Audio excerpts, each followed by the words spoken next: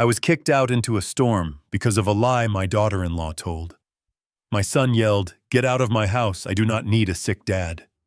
I walked away with no money or phone. 3 hours later, the hospital called in horror. My son froze when he heard the voice on the other end. If you have ever felt the sting of betrayal from your own flesh and blood, hit that like button and subscribe because this story is for you. The glass of water was still trembling in my hand when the scream tore through the silence of the house. It was not a normal scream. It was the kind of theatrical, high-pitched shriek designed to shatter glass and summon demons. Megan, my daughter-in-law, was on the linoleum floor of the kitchen, clutching her stomach, her eyes wide with a terror that I knew even in my confused state was completely manufactured. "He pushed me," she wailed, rocking back and forth, her voice cracking with fake hysteria. "He is crazy, Brian. He tried to kill the baby. Help me, baby." "What baby?" She was not pregnant. Or was she? My mind, lately so foggy and slow, struggled to catch up. Megan had mentioned something about morning sickness a week ago, but she had winked when she said it. Now she was acting as if she were 6 months along, and I had just thrown her down a flight of stairs. All I had done was reach out to steady her when she tripped over her own slippers. I had not even touched her arm. Before I could even form a sentence to defend myself, the thud of heavy footsteps shook the ceiling. Brian. My son. He did not walk into the kitchen, he exploded into it. He did not look at me, he looked through me. His face was a mask of pure, unadulterated rage. He did not ask what happened. He did not check if his wife was actually injured. He just reacted. His fist flew past my ear and smashed into the drywall, leaving a crater right next to my head. Dust sprinkled onto my shoulder, mixing with the cold sweat that was suddenly breaking out on my forehead. "Dad, you are a sick, twisted old man," Brian roared, his face inches from mine. Spittle flew from his lips. "I have had enough. I have tolerated your forgetfulness. I have tolerated your shaking hands. But violence. You attack my pregnant wife in my own house." I looked past him at the crater in the wall. That wall used to hold a framed photo of us fishing in Wisconsin when he was 12. Now it was just broken plaster, just like the promise he made 2 years ago. I wanted to scream that this was my wall. This was my house. The deed transfer was supposed to be a formality, a gift of an $850,000 asset in the heart of Oak Park, Chicago, in exchange for a simple vow to let me live out my final years in peace in the downstairs suite. I had built the equity in this house with 40 years of structural engineering work, designing bridges that withstood hurricanes. But I could not design a defense against this. "I did not touch her son," I stammered, my voice sounding weak, pathetic even to my own ears. "She just fell. I tried to help." Liar Megan sobbed from the floor. She pointed a manicured finger at me, her other hand still protectively clutching her flat stomach. "He looked at me with these devil eyes, Brian. He said there was not enough room in this house for a baby. He is losing his mind." Brian grabbed the collar of my cardigan. The wool stretched and tore. "Stop lying, Dad. Megan told me about the episodes, the aggression, the forgetting. You are losing it. Dad, and I am not going to let you hurt my family because your brain is rotting." I looked down at Megan.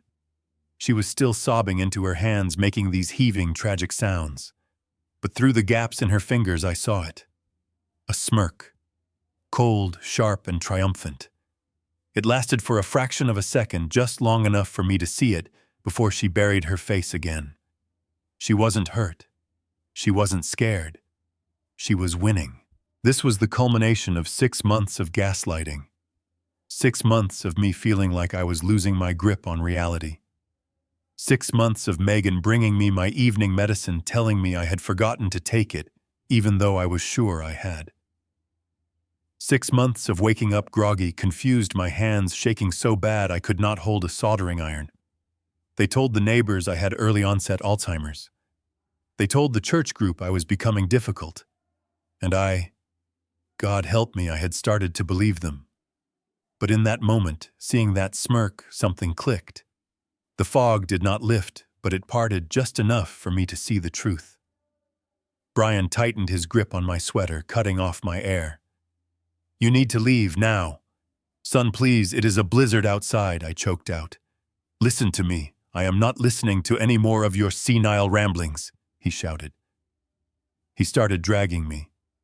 Not toward my room, not toward the living room couch. He was dragging me toward the back door. The draft coming from the mudroom was already freezing, leaking through the insulation I had been meaning to fix. "Brian, wait." "It is 10 below zero," I pleaded, my heels skidding on the hardwood floor I had polished with my own hands for decades. "I do not have my coat." He did not care. He threw the deadbolt open. The wind howled like a wounded animal, blasting snow into the warm kitchen, instantly melting on the floor. The temperature drop was violent, a physical blow to the chest. "Get out," he hissed. He shoved me. I stumbled backward, my slippers losing traction on the icy concrete of the patio steps. I fell hard, my hips slamming against the metal railing, the snow instantly soaking through my thin trousers. Pain shot up my spine, white and hot. A bundle of fabric hit me in the face. It was my windbreaker. Not my heavy winter coat, not my boots. Just a thin nylon windbreaker I used for gardening in the spring. "Don't come back until you are dead, or in a straitjacket," Brian yelled over the roar of the wind. The heavy oak door, the door I had installed to keep my family safe, slammed shut. The lock clicked. The sound was final. It sounded like a coffin closing. I stood up, shivering violently. The wind was cutting through my clothes like razor blades. I reached for my pockets, praying for a miracle. Empty. No wallet, no keys, and my phone. I looked through the kitchen window, through the condensation and the swirling snow. I saw my smartphone sitting on the granite counter, right where Megan had placed it earlier when she offered to charge it for me. Inside, the warm light of the kitchen glowed. I saw Brian hugging Megan. He was comforting her. She buried her face in his chest, her shoulders shaking. From the outside, it looked like a loving husband, protecting his wife from a monster. But I knew the truth now. The monster was not outside in the snow. The monsters were in the kitchen, drinking my wine, living in my house, and celebrating my eviction. I banged on the glass. "Brian, please. I will freeze."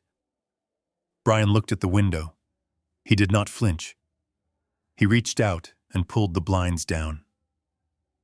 Darkness. I was 70 years old. It was a Chicago blizzard. I was wearing slippers and a cardigan, and my son had just sentenced me to death. I turned around. The backyard was a white void.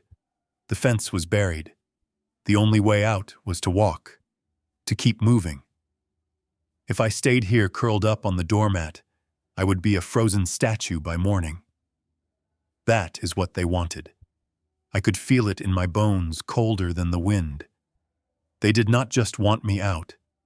They wanted me gone. I took the first step into the deep snow. My slipper came off. I had to dig it out with frozen fingers. I put it back on and tied a plastic grocery bag I found in the recycling bin around my foot. It was pathetic protection, but it was all I had. "I have to make it to the gas station," I whispered to myself, my teeth chattering so hard it hurt. 2 miles, just 2 miles. I started walking, one foot in front of the other. The wind pushed me back, trying to knock me down. Every step was a battle. But with every step, the confusion in my head began to clear. Maybe it was the adrenaline. Maybe it was the cold shock flushing the drugs out of my system. But as I walked into the white darkness, a thought began to form, sharp and crystalline as the ice on my eyelashes. They think I am weak. They think I am senile. They think this is the end of Harold Foster. I wrapped the thin windbreaker tighter around my chest. They were wrong. This was not the end. This was the beginning of the storm, and they had no idea what was coming back to them. The wind was not just moving air anymore. It had become a physical weight, a solid wall of ice pressing against my chest with every step I took.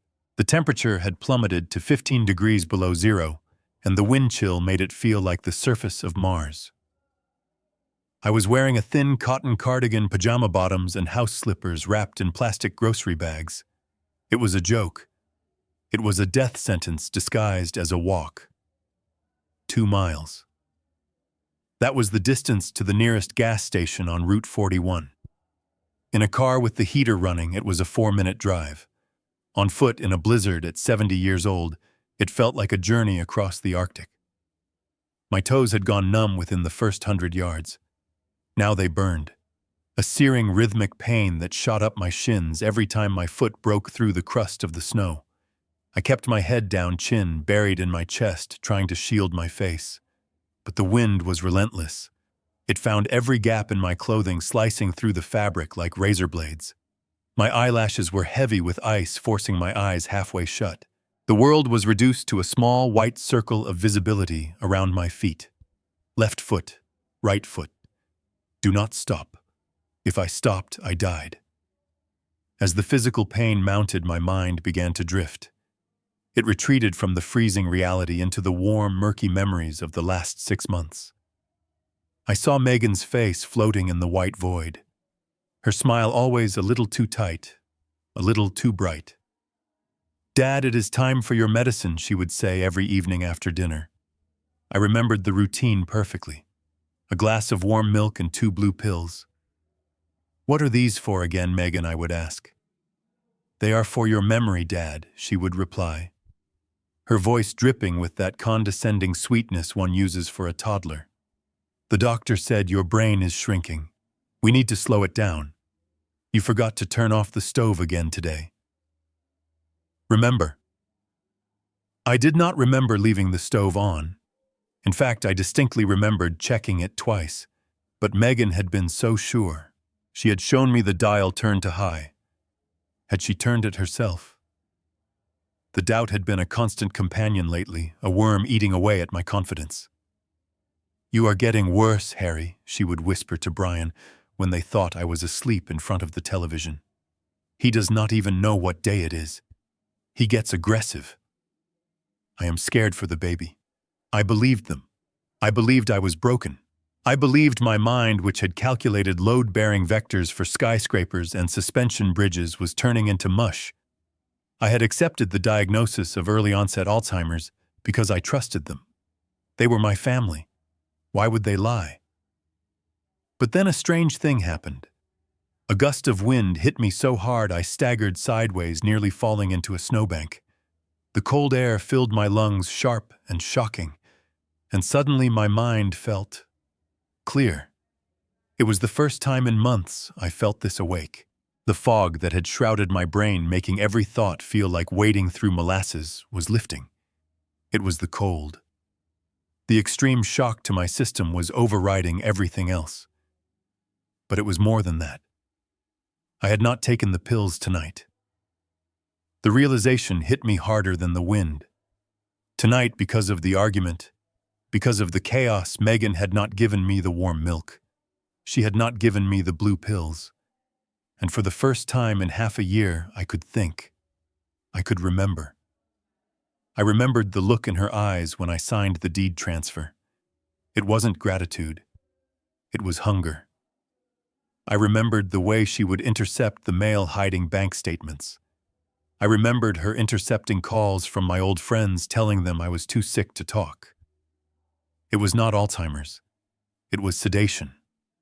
They were drugging me. They were keeping me pliable, confused, and weak so they could strip me of everything I owned. And tonight, when they finally had what they wanted, they threw me away. Rage flared in my chest, hot and violent. It gave me a burst of energy. I walked faster, ignoring the screaming protest of my frozen legs. I was not a sick old man. I was a victim of a slow-motion murder attempt, and I was going to survive to make them pay. I looked up, trying to find a landmark. The streetlights were dim halos in the swirling snow. I was only halfway there. My body was failing. The adrenaline spike began to fade, replaced by a heavy, lethargic exhaustion. The cold was seeping into my bones, turning my blood to sludge.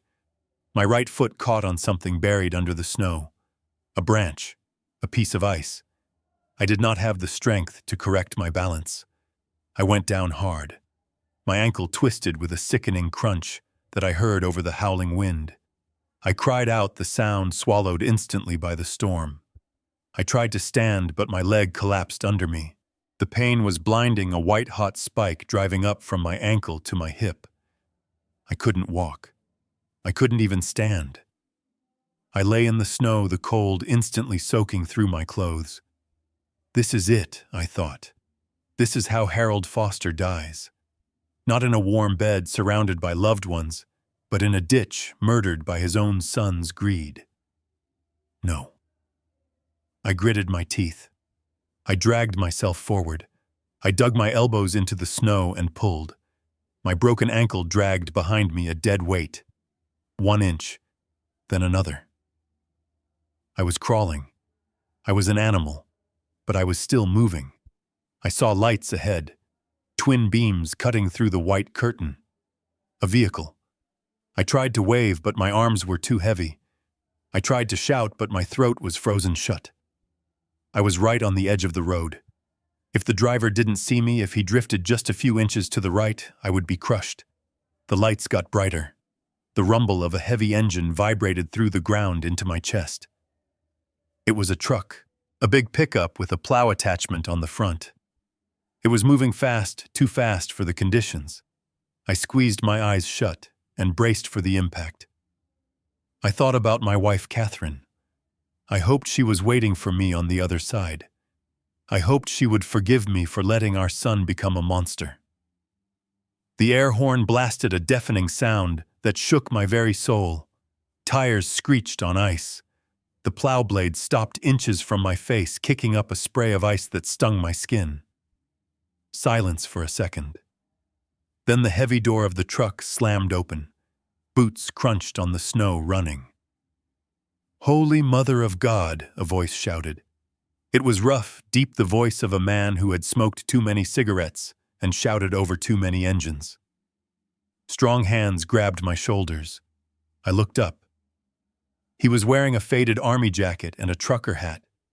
His face was weathered, lined with hard years, but his eyes were wide with genuine horror. "Buddy, are you alive?" he yelled, leaning close to my face. I tried to nod. I couldn't feel my face. He didn't ask questions. He didn't ask why an old man was crawling on the highway in a blizzard. He just acted. He scooped me up in his arms like I weighed nothing. I was a large man, or I used to be, but the last 6 months had whittled me down to bone and skin. He carried me to the cab of the truck. It was high up. He hoisted me into the passenger seat and slammed the door. The heat inside hit me like a physical blow. It was overwhelming. My skin began to prickle and burn as the blood tried to rush back to the surface. The driver jumped in the other side. He immediately stripped off his heavy jacket and wrapped it around me. He cranked the heater to the maximum. "You are hypothermic," he said, his voice tight. "I am taking you to St. Mary's. It is 10 minutes out." "Stay with me, old-timer." "What is your name?" "Harold," I whispered. My teeth were chattering so violently I thought they would crack. "Okay, Harold.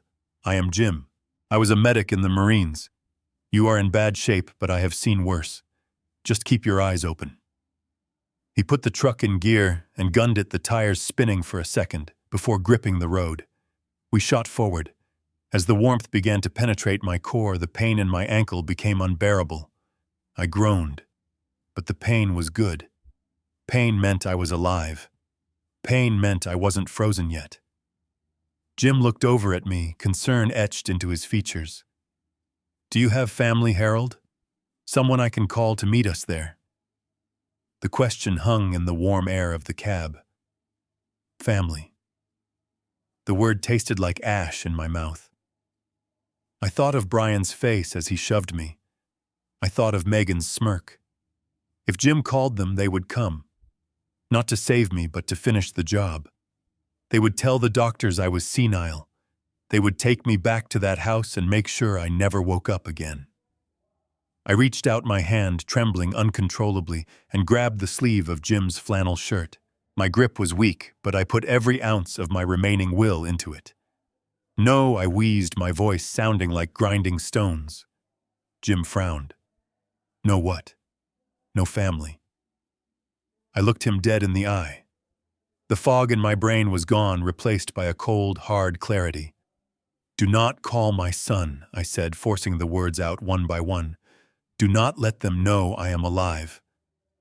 Jim stared at me for a second, reading the terror and the hate in my eyes. He saw something there that made him stiffen. He nodded slowly. "He wants me dead," I whispered, and then the darkness finally took me. I slumped against the door, the vibration of the engine the last thing I should have felt before I slipped into the black. Here is the continuation of the script, following your specific instructions and the provided outline. The line went dead with a click that echoed in the sterile silence of the hospital room. Is he dead yet? The question hung in the air, toxic and heavy. My son, the boy I had taught to ride a bike, the man I had entrusted with my legacy, had asked it with the casual annoyance of someone ordering a pizza. And then the background noise, the clinking glasses, the laughter. They were celebrating. They were toasting to my frozen corpse while the blizzard howled outside. Dr. Patel stared at the phone, his face a mask of professional shock. The nurse looked like she might be sick, but I felt a strange, cold calm settle over me. It was the calm of a structural engineer realizing a bridge is about to collapse and knowing exactly which beam to cut to bring it down safely, or in this case, destructively. I did not cry. The tears I had shed in the snow were the last ones Brian would ever get from me. "Can I use that phone again?" I asked, my voice steady, stripped of any tremor. Dr. Patel nodded slowly, handing the device back to me. He didn't ask who I was calling. He seemed to understand that the time for medical intervention was over and the time for surgical precision had begun. I dialed a number I hadn't used in 2 years, but my fingers remembered the pattern perfectly.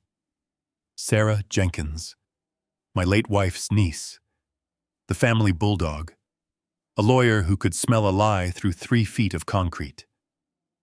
"Sarah," I said, when she picked up on the second ring. "It's Harry." "Uncle Harry." There was a pause, a sharp intake of breath. "Harry. Oh my God. Where have you been?" "I have been leaving messages for 6 months. Megan told me you were in an assisted living facility in Florida. She said you didn't want to be disturbed." Florida. Another lie. Another brick in the wall they had built around me. "I am not in Florida, Sarah. I am at St. Mary's Hospital, and I need you. Now." "Is it your heart?" "No," I said, looking at the toxicology report Dr. Patel had left on the bedside table. "It is my family. Listen to me very carefully, Sarah. I need you to come here immediately. I need you to bring your laptop with access to the county property records. I need you to bring a copy of the deed transfer I signed 2 years ago. And Sarah, bring a digital voice recorder. Harry, you are scaring me. What is going on? They tried to kill me, Sarah. They poisoned me, and tonight they threw me out into a blizzard to finish the job." I heard the sound of keys jingling, a chair scraping back. "I am on my way. I will be there in 20 minutes. I hung up and looked at Dr. Patel. "How long can you keep me here before you have to officially discharge me or admit me?" "I can admit you for observation for the toxin levels," Dr. Patel said, his eyes narrowing as he caught on to my train of thought. "That buys you 24 hours, maybe 48. Good. I need to know what they are doing. I need to know why today. Why did they escalate it tonight?" I turned to the nurse who was still standing by the door, wringing her hands. "Can you get me a laptop or a tablet, anything with internet access?" She rushed out and returned a minute later with an iPad. I thanked her and logged into my bank portal. My hands were stiff, but they obeyed my commands. Password incorrect. I tried again. Incorrect. They changed it. Of course they did. Megan had power of attorney. I had signed it 3 months ago in a drug-induced haze, thinking I was signing a consent form for a flu shot. I logged into my email. Thank God for two-factor authentication linked to my old flip phone number, which I had forwarded to my email years ago. I got in. I checked the notifications. Bank transfer alerts. Withdrawal confirmation. Withdrawal confirmation. Withdrawal confirmation. My retirement account. $450,000. The nest egg I had saved for 30 years of bridge inspections and structural consults. Balance 0. It was gone. All of it. Transferred 3 days ago to an account I didn't recognize. I felt a burn in my chest, but I pushed it down. Money was just money. I could make more money. But then I opened the Zillow app. I didn't know why I did it. Just a hunch. A gut feeling born of the desperation in Brian's voice when he shoved me out the door. I typed in my address. 42 Oakwood Lane. The listing popped up instantly. Coming soon. Open house tomorrow, Sunday, 10:00 a.m. My breath caught in my throat. The photos were professional, staged. The living room looked pristine. My favorite armchair was gone. The kitchen where I had just been assaulted was gleaming. And the price, $850,000. Cash offers preferred for quick closing. They weren't just killing me. They were liquidating me. They needed to sell the house fast. That's why they needed me gone tonight. They couldn't have a senile old man wandering around during an open house telling prospective buyers that he lived in the basement. They needed a vacant property. They needed me dead so the life insurance policy, which I was sure they had maxed out, would pay off the mortgage and leave them with $1 million cash plus the house sale. It was a perfect plan. Except for one variable. I survived the storm. Sarah burst into the room 20 minutes later, shaking snow from her coat. She looked exactly as I remembered: sharp features, intense eyes, a woman who treated the law like a weapon. When she saw me, bruised cast on my leg, IVs in my arm, her expression crumbled for a second before hardening into granite. "Who did this?" she asked, her voice low and dangerous. "Brian and Megan," I said. She opened her bag and pulled out a laptop. She didn't waste time with "I told you so" or "I am sorry." She went to work. She pulled up the property records. "Okay, Harry. I see the listing. They are moving fast. The title is in Brian's name. You signed the quitclaim deed 2 years ago." I nodded. I did. I trusted him. She scanned the document on her screen, her eyes darting back and forth. Then she stopped. A slow, predatory smile spread across her face. "Harry," she said, looking up at me, "did you read the addendum I attached to the deed, the one I insisted on even though Brian complained it was unnecessary paperwork?" I frowned. I remembered Sarah arguing with Brian. I remembered her telling me, "Uncle Harry, just in case." "The life estate clause," I whispered. "Exactly," Sarah said, tapping the screen. "You didn't just give him the house. You retained a life estate. That means even though Brian holds the title, you hold the right of possession until the day you die."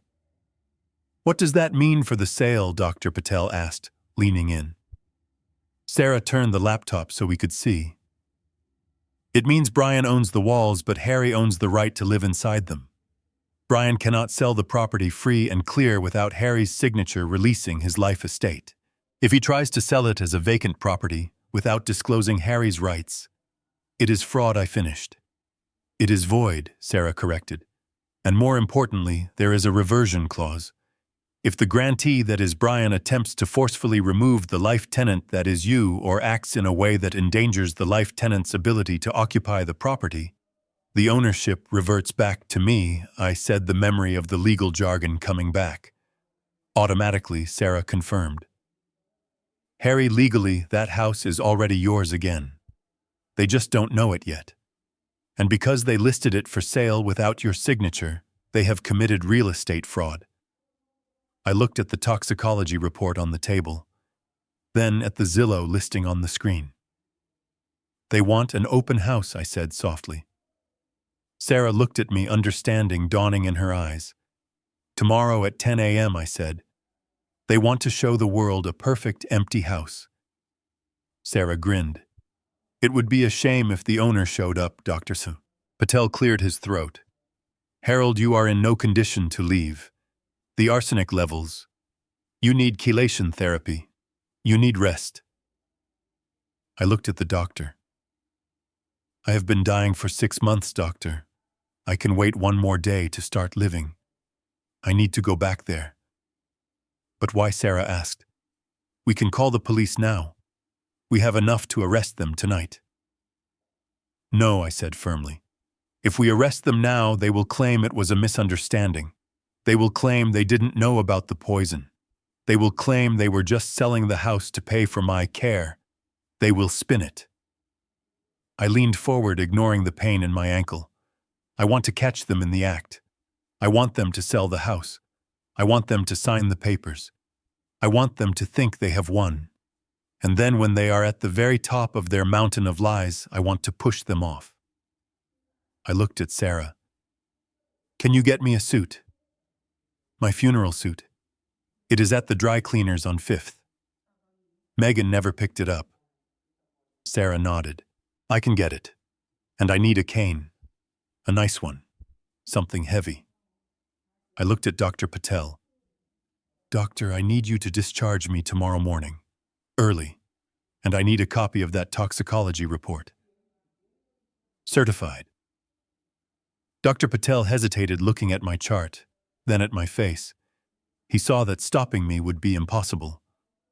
I cannot discharge you, he said carefully. But if you were to leave against medical advice, I couldn't stop you, and I might ensure you have a copy of your records with you. Thank you. I lay back against the pillows. The plan was forming in my mind, complex and beautiful.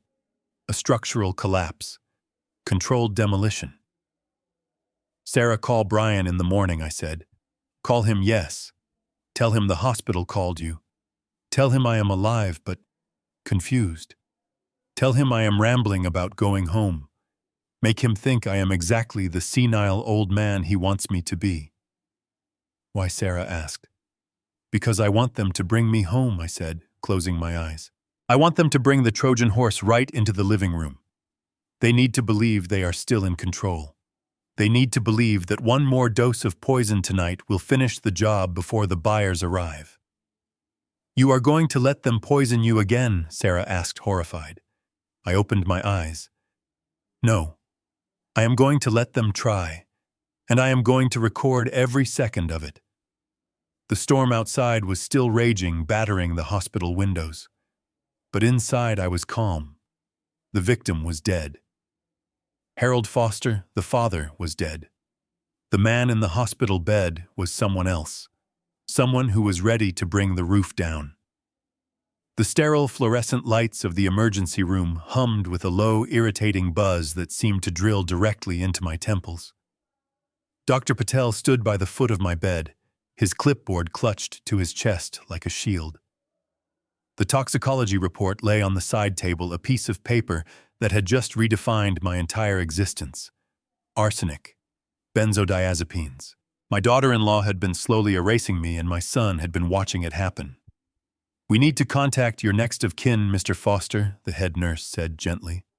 Her name tag read Brenda, and her eyes held that weary kindness of someone who has seen too much tragedy in one shift. We need to inform them you are here and stable. I looked at the phone on the wall. The plastic was beige and cold. I knew exactly who she would call. Brian. My emergency contact. The man who had thrown me into a snowbank less than 3 hours ago. Call him, I croaked, my voice sounding like gravel grinding together. But put it on speaker. I want to hear him. Brenda hesitated, glancing at Dr. Patel. The doctor gave a barely perceptible nod. He was curious, too. He had seen the bruises on my arms, the malnutrition, the poison in my blood. He knew this was not a normal family dynamic. Brenda lifted the receiver and punched in the number. The tone of the dial was loud in the quiet room. 1 ring, 2 rings, 3. I closed my eyes, a tiny, stupid part of my heart praying that he would not answer, that he was out searching for me in the storm, that he was consumed with guilt. The line clicked open. "Yeah," a voice barked. It was Brian. But it wasn't the worried voice of a son whose elderly father is missing in a blizzard. It was loud, slurring, and impatient. In the background I heard it, the unmistakable sound of pop music, laughter, the clinking of glass. A party. "Mr. Foster, this is Brenda from St. Mary's Hospital Emergency Department," the nurse said, her voice professional and firm. "We have your father, Harold Foster, here." He was brought in by a Brian, cut her off with a laugh that chilled me more than the freezing wind outside. "Is he dead yet?" he asked. The room went dead silent. Brenda's mouth fell open. Dr. Patel took a sharp step forward, his face darkening with shock. "Excuse me," Brenda stammered, clearly thinking she had misheard. I said, "Is the old man dead?" Brian repeated louder this time, his voice dripping with annoyance. "Look, if he is not dead, do not call this number. We are in the middle of something important here. We are busy celebrating. I mean sorting out his paperwork. Call me back when there is a body to identify." Click. The dial tone hummed a flat, monotonous sound that signaled the end of my life as Harold Foster, the father. Brenda slowly hung up the phone, her hand trembling. She looked at me, her eyes wide with horror and pity. She opened her mouth to speak, to offer some empty platitude, but I raised my hand to stop her. I did not want pity. Pity was for victims, and I was done being a victim. The silence in the room was heavy, suffocating. I could feel Dr. Patel watching me, waiting for the breakdown, waiting for the tears of a broken old man who just realized his son wanted him dead. But the tears did not come. Instead, a cold, hard clarity washed over me. It started in my chest and spread to my fingertips, steadying the tremors that had plagued me for months. That phone call was the final piece of evidence. It was the liberation I didn't know I needed. My son was not grieving. He was celebrating. He was drinking champagne in the house I paid for toasting to my demise so he could sell the roof over my head. I sat up straighter in the bed, wincing as the movement pulled at the IV line in my arm. The pain was sharp, grounding. "Doctor," I said, my voice surprisingly steady, "I need to borrow that phone one more time." Dr. Patel looked at me, his expression shifting from pity to something else. Respect, perhaps. Or maybe fear. He saw the change in my eyes. The confusion of the drugs was gone, burned away by the adrenaline of pure, distilled rage. "Of course, Mr. Foster," he said softly. "Take all the time you need." I reached out and took the receiver. My fingers, usually clumsy, these days felt precise. I dialed a number I hadn't called in 2 years, but one that was etched into my memory. It rang once. Then a sharp, professional voice answered. "Sarah Jenkins." "Sarah," I said. "It's Uncle Harry." There was a pause on the other end, a silence filled with shock. Sarah was my late wife's niece.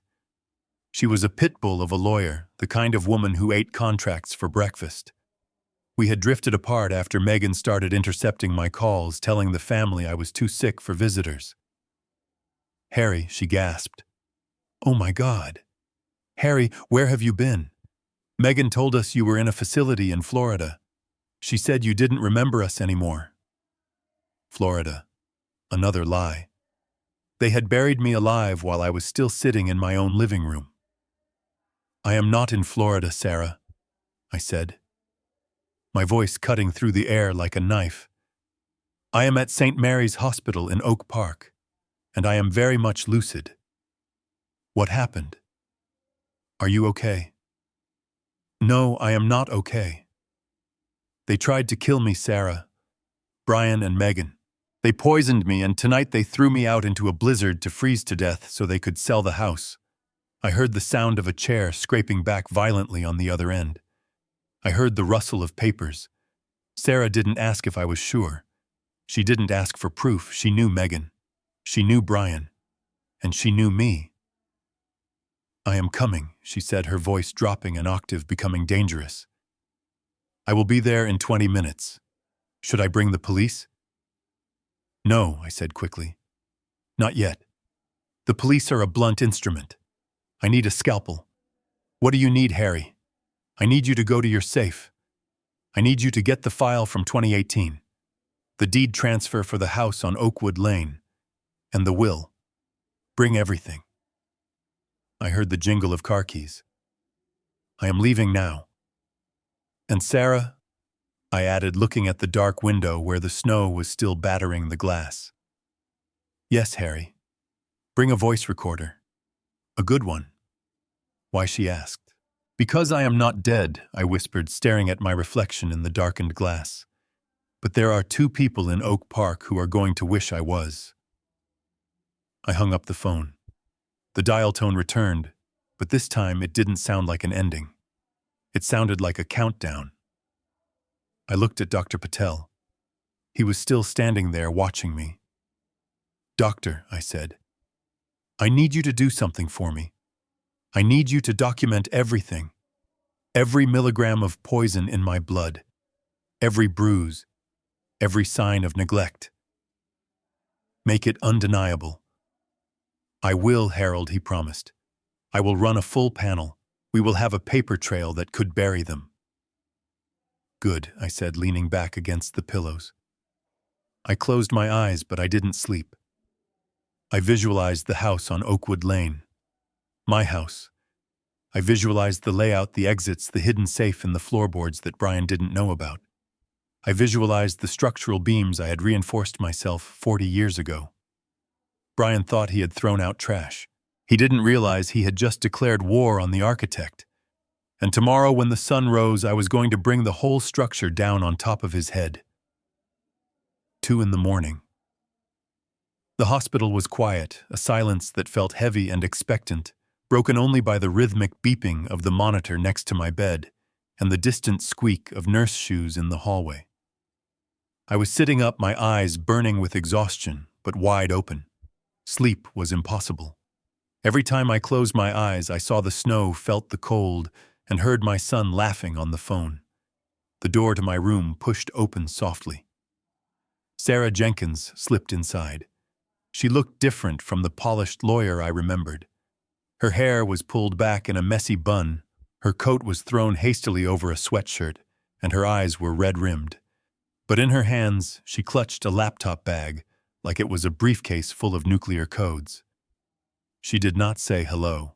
She just walked to the bed, pulled up a chair, and sat down, her knees touching the side of the mattress. She looked at my face, at the bruises, at the cast on my leg. She reached out and squeezed my hand.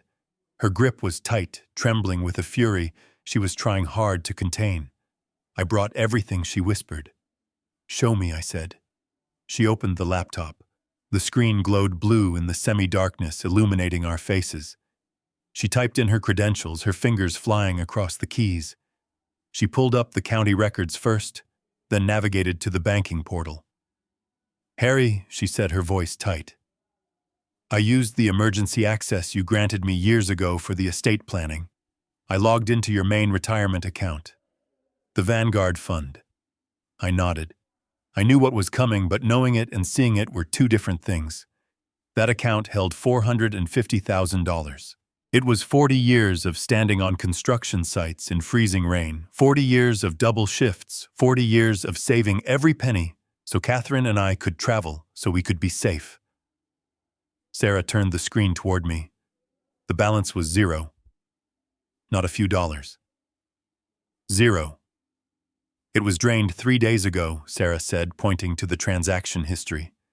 A single wire transfer. Who authorized it? I asked, my voice sounding hollow. She clicked on a document icon. A PDF opened. It was a digital copy of the transfer authorization. At the bottom was a signature. It was shaky, barely legible, but it was unmistakably an attempt at my name. And next to it, a stamp. Power of attorney, Megan Foster. She used the POA, Sarah said, her voice dripping with disgust. The one you signed 3 months ago. I stared at the screen. I remembered that day. I had been sick, so sick. Megan had told me it was a stomach bug. She had brought me soup that tasted metallic. Then she had brought me papers. Just insurance forms, Dad, she had said. Just so I can pick up your prescriptions. I signed my life away because I was drugged, I whispered. It gets worse, Harry, Sarah said. She closed the banking tab and opened a new window. She typed Zillow into the search bar. Then she typed my address. 42 Oakwood Lane. The page loaded. My heart hammered against my ribs. There was my house. But it wasn't my house anymore. The photos were slick, professional, high definition. They must have taken them days ago while I was asleep or groggy in my room. The living room was staged with furniture I didn't recognize. My old recliner, the one with the coffee stain on the arm, where Catherine used to rest her mug, was gone, replaced by a trendy beige sofa, and there in bold letters across the main photo, coming soon. Open house Sunday, 10:00 a.m. Sunday. That was tomorrow. Today. Sarah scrolled down to the description. Stunning colonial in the heart of Oak Park. Fully renovated. Pristine condition. Immediate occupancy available. Vacant possession. Vacant possession. The words hit me like a physical blow. That was why. That was why they had escalated. That was why the violence happened tonight. They didn't just want me gone, Sarah said, reading my thoughts. They needed you gone. You cannot have an open house with the owner living in the downstairs suite. You cannot sell a house as vacant if there is an elderly man walking around telling buyers he has a life estate. They needed the house empty, I said. They needed to scrub me out of it. Sarah clicked on the price history. Listed for $850,000. Priced for a quick sale. Harry, why do they need cash this fast? Brian has a good job. Megan works. I looked at the screen at the sterile, empty photos of the home I had built. Brian didn't have a good job. Not anymore. I had overheard whispers on the phone months ago. Calls from numbers he didn't recognize. He would go into the garage to talk, his voice hushed and frantic.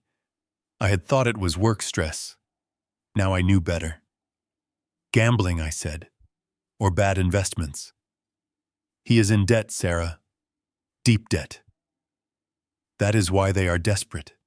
That is why they couldn't wait for me to die of natural causes. They needed the equity, Sarah said, her lawyer brain connecting the dots. They sell the house for $850. They take the cash. They pay off the debts. And if you died in the storm. They get the life insurance too, I finished. $1 million plus the house. They would walk away with nearly $2 million debt-free, and I would be just a tragic accident. An old man who wandered off in a storm. I looked at the photo of my bedroom. My books were gone. My drafting table was gone. The room was staged as a home office. They had erased me. To the world, Harold Foster didn't exist. Sarah slammed the laptop shut. This is attempted murder, Harry. This is fraud. This is elder abuse. We are calling the police right now. Detective Miller is a friend of mine. We can have them in cuffs before sunrise. No, I said. Sarah stared at me. Harry, look at you. They poisoned you. They threw you out to freeze. You could have died. But I didn't, I said, my voice hard. And if we arrest them now, Brian will play the victim. He will say he didn't know about the poison. He will say Megan did it all. Or she will say I was aggressive and she acted in self-defense. They have had months to plant the seeds of my insanity in the neighborhood. I sat up, swinging my legs over the side of the bed. The room spun for a second, then steadied. I want them to feel safe, Sarah. I want them to think they won. I want them to open that door tomorrow morning to the buyers. I want them to stand in that living room smiling, thinking they are rich. And then I want to walk in. You want to catch them in the act of selling the house, Sarah realized. I want to destroy them, I said. Not just legally. I want to destroy their reputation. I want to destroy their lies in front of witnesses. I want the neighbors, the buyers, the realtor, everyone to see exactly who they are. Sarah looked at me for a long, long moment.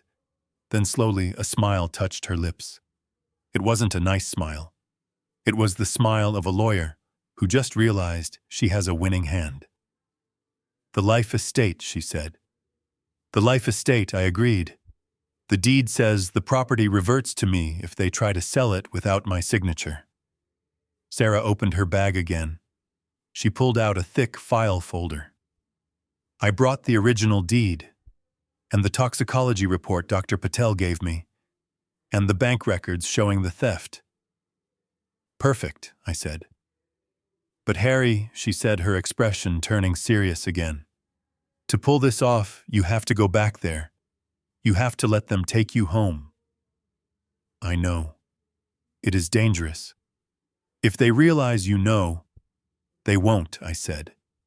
Because I am going to give the performance of my life. I am going to be the confused, sick, broken old man they think I am. I am going to be the Trojan horse. I looked at the clock on the wall. It was 3:00 a.m. The sun would be up in a few hours. The open house was at 10. Call Brian, I said. Tell him the hospital found me. Tell him I am babbling. Tell him I am asking for him. Tell him I don't remember anything about tonight. Sarah pulled out her phone. Her thumb hovered over the screen. You are sure about this? I looked at the laptop at the coming soon banner on my house. Make the call, Sarah. Let's bring the dead man home. Sarah was pacing the small hospital room like a caged tiger. Her heels clicked rhythmically on the linoleum, a metronome of pure, unadulterated rage. She still had the toxicology report clutched in her hand, the paper crinkling with every step. Harry, we cannot just play games with this, she said, her voice tight with frustration. This is attempted murder. This is grand larceny. We call Detective Miller right now. We get a warrant. We have them arrested before breakfast. Why wait? Why give them even one more hour of freedom? I watched her, my eyes heavy with fatigue, but my mind sharper than it had been in months. The poison was still in my blood, making my limbs feel like lead, but the burning coal of betrayal in my chest kept me focused. Because arrest is too easy, Sarah, I said quietly. She stopped pacing and looked at me incredulous. Too easy. They tried to kill you. If we arrest them now, I explained, leaning forward despite the pain in my ribs, they will get a lawyer. They will get bail. Brian will cry in front of a judge and say he was manipulated. Megan will play the pregnant victim, even though we know it is a lie. They might serve a few years, maybe less, with a plea deal. And when they get out, they will still be young enough to start over. I took a breath, the air whistling in my lungs. I do not want them to just go to jail, Sarah. I want them to lose the one thing that matters to them more than my life. I want them to lose the money. I want them destitute. I want to burn their future to the ground so thoroughly that nothing will ever grow there again. Sarah stared at me. She had known me as the gentle uncle, the man who built birdhouses and fixed leaky faucets. She had never seen this side of me. The side that calculated stress loads and failure points. The side that knew exactly where to place the dynamite to bring a building down. She walked back to the bed and sat down, tossing the toxicology report onto the blanket. "Okay, Harry. You want to hit them where it hurts." "How?" "They have the title to the house. You signed the quitclaim deed 2 years ago. Legally, Brian owns the property. If he sells it tomorrow morning at the open house, the money is his. We can sue for it later, but once that cash is gone, it is gone." I shook my head slowly. A ghost of a smile touched my lips. It was not a happy smile. "Brian has the title, yes," I said. "But he does not own the house." "Not really." Sarah frowned, her lawyer brain spinning. "What do you mean?" It was a standard transfer. I closed my eyes and let the memory wash over me. It was 5 years ago. My wife Catherine was sitting on the back porch of that house on Oakwood Lane. She was already sick, then the cancer eating away at her strength, but her mind was as sharp as a razor. She was watching Brian play in the yard with Megan. Even back then, there was something about the way Megan looked at the house, measuring it, calculating its worth, that unsettled Catherine. "Harry," she had said, her voice weak but firm. "Promise me something. When I am gone, you will be lonely. You will want to trust them. You will want to give them everything because that is who you are." "They are good kids, Kathy," I had argued. "Brian is weak," she had replied, her eyes sad. "And Megan is hungry. Do not trust anyone absolutely, Harry, not even family. If you ever sign the house over to them, you make sure you keep a key that they cannot take away." I opened my eyes and looked at Sarah. "When we drafted that deed 2 years ago, I asked you to add a clause," I said. "Do you remember?" Sarah blinked. She opened the folder on her lap and pulled out the original deed document. She flipped past the standard legal descriptions, past the signatures, to the addendum on the last page. Her eyes scanned the dense legal text. "The life estate," she whispered. "Read it," I said. Sarah cleared her throat. "The grantor, Harold Foster, reserves unto himself a life estate in the subject property for the duration of his natural life. The grantee, Brian Foster, shall hold the remainder interest only. The grantor retains the exclusive right of possession, use, and enjoyment of the property during his lifetime." She looked up. "Okay, so you have the right to live there. We knew that. But if they sell it—" "Keep reading," I commanded. Paragraph 4. Section B. The reversion clause. Sarah looked back at the paper. Her finger traced the lines. "In the event that the remainder man, Brian Foster, attempts to sell, mortgage, or otherwise encumber the property without the express written consent of the life tenant, or attempts to forcefully remove the life tenant from the premises, or acts in any manner that endangers the life tenant's right to quiet enjoyment." She stopped. Her mouth fell open slightly.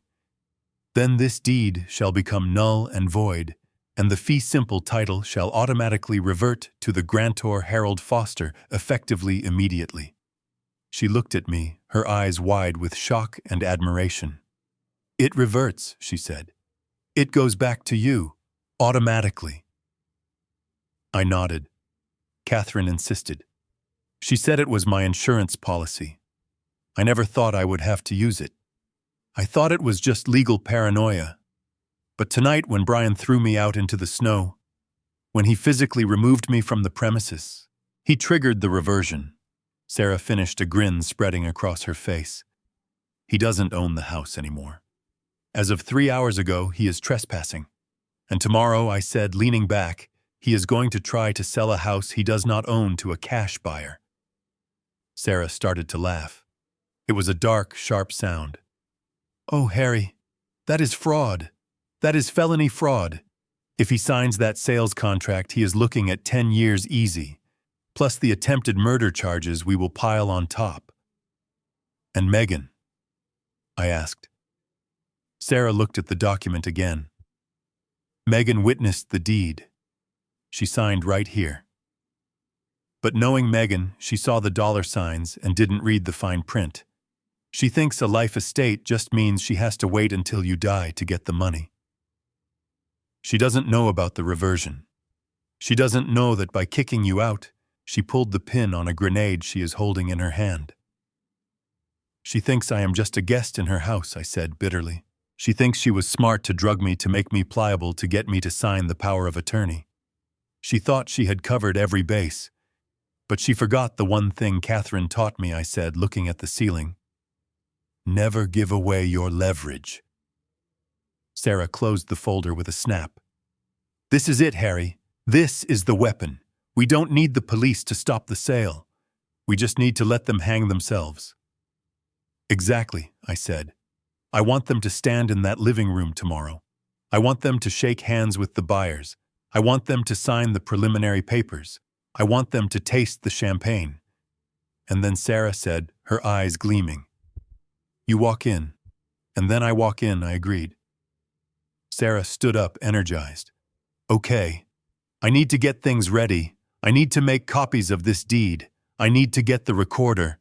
I need to call Detective Miller and tell him to be on standby near the house tomorrow morning, but not to move until we give the signal. She paused at the door. You have to go back there, Harry. You have to endure them for a few more hours. If they try to give you more pills, I will fake it, I said. I will be the confused, stumbling old man they expect. I will be the perfect victim. Can you do it? She asked, concern flickering in her eyes. You are weak, Harry. The poison. I looked at my hands.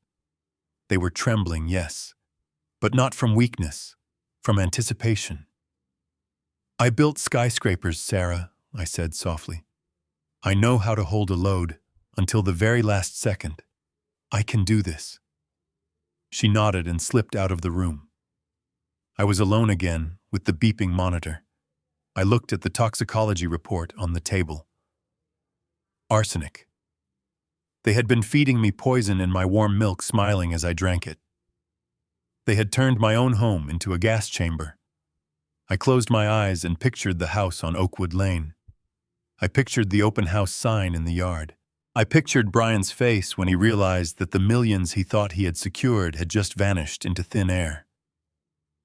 I wasn't afraid of the storm anymore. I wasn't afraid of the cold. I was the storm. And I was coming home. I sat in the wheelchair by the hospital entrance, a prop in my own play. The sun was just starting to crack the horizon, painting the snow-covered parking lot in shades of bruised purple and gray. It was 6 a.m. 4 hours until the open house. 4 hours until the trap would spring. Brenda, the head nurse, stood behind me, her hand resting protectively on my shoulder. She was a good woman. She didn't know the full legal complexities of life estates and reversion clauses, but she knew a son who wanted his father dead when she heard one. She had made the second call exactly as I instructed. Mr. Foster, she had said, her voice ice cold, your father is being discharged. If you are not here to collect him within 30 minutes, I am legally required to file a report with Adult Protective Services for elderly abandonment. The police will be notified to conduct a welfare check at your residence. It was the nuclear option. Brian and Megan could handle a confused old man. They could handle a storm, but they could not handle a police investigation on the morning they were trying to sell a stolen house for cash. An investigation would freeze the title. It would scare off the buyers. It would ruin everything. They are pulling up, Brenda whispered. Black SUV. I saw them. The massive black Range Rover that Brian had bought 6 months ago, coincidentally right around the time my bank account started draining, screeched to a halt in the loading zone. It was parked crookedly aggressive and hasty. Showtime, I thought. I let my shoulders slump. I let my head loll to the side. I started the tremor in my right hand, a rhythmic shaking that rattled the armrest of the wheelchair. I wasn't Harold Foster, the engineer, anymore. I was Harry, the burden, the problem, the vegetable. The car doors flew open. Megan was out first. She was wearing a camel-colored coat that probably cost more than my first car, her hair perfectly blown out, her makeup flawless despite the early hour. She looked like the picture of a concerned, affluent daughter-in-law. "Oh, Dad," she cried out before she even reached the curb. Her voice was high, frantic, performing for the nurses and the security guards standing nearby. Dad, you scared us to death. She rushed over and threw her arms around me. The scent of her expensive perfume was suffocating. It smelled like gardenias and lies.